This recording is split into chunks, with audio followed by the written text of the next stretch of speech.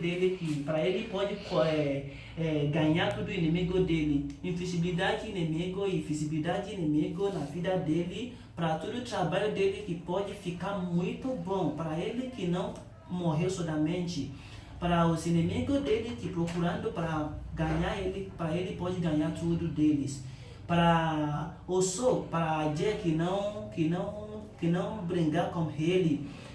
Ifá olókun aṣọ ọ̀dá ẹlẹ́rìí pé ọlọ́run ìbà rẹ bá di ọmú mi ajúbà ọlọ́run adúbáràbà oṣù tí lè káwọn ìyàgbẹ́ lọ lè yé sí.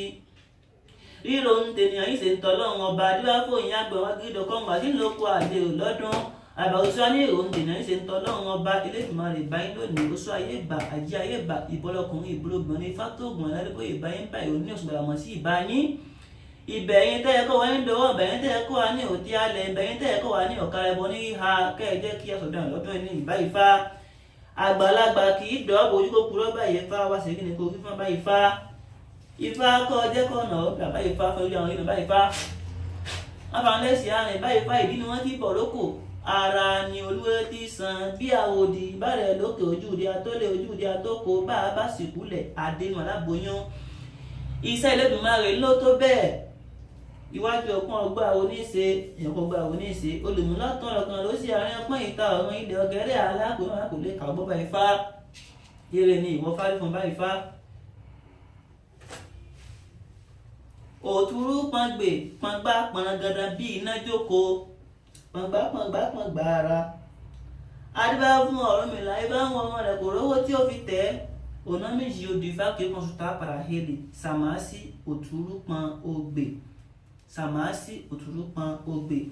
E agora, preciso ver se Iva fez sorte. Se Iva conheceu sorte dentro da vida dele. Preciso ver como esse bucio.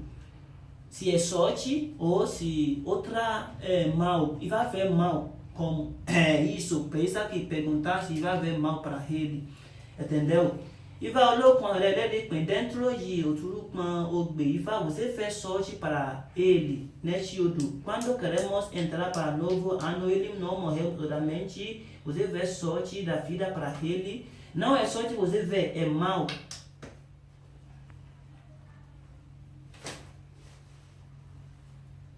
Ọ̀sá